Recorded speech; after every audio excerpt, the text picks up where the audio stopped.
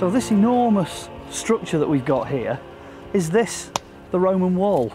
Yeah, it's one of Chester's lesser known Roman monuments. A wall of massive masonry, as you can see, supporting in fact the medieval city wall up above us there. Right, so that's not the Roman wall, no, then, is it? That's a medieval city wall. This is a Roman construction supporting it. Right. Traditionally interpreted as a quay wall, but that's open to question. It's a substantial structure, as you can see, massive blocks of stone.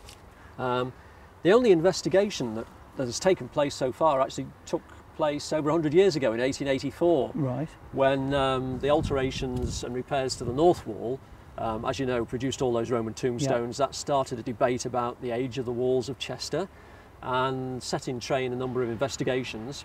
And one of those took place down here to see if this was the west wall of the fortress that was thought at the time. You know, I mean, subsequently knew that wasn't the case. Yeah. And that investigation took place a little further along up here. Oh, righty-ho. At the best preserved section, which still rises about, what, 10 feet above ground level. Wow.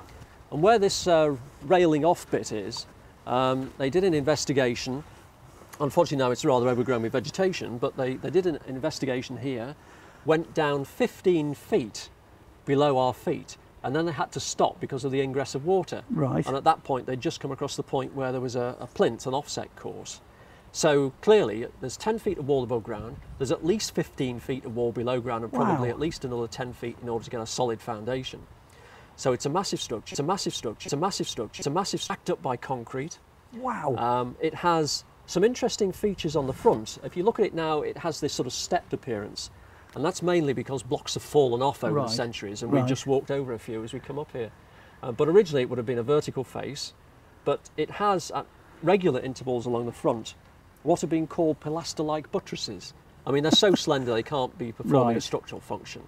So they're decorative in some ways, perhaps like the exterior wall of the amphitheatre. So what you're looking at really then is it's not so much a fortress wall as an extra wall, which is there as an impressive form of defence, isn't it? It's sending out a clear message not to come at the city from this side. It could be.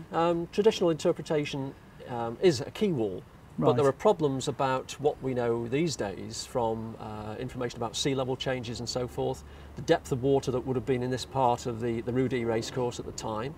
That suggests that you couldn't really get ships very close to this of any size. So what we're actually saying then is that this wall was actually quite a distance away from the water channel, and that there was actually dry ground here, because we had discoveries from the end of the 1st century here, didn't we? Yes, there are a number of burials been found in this area.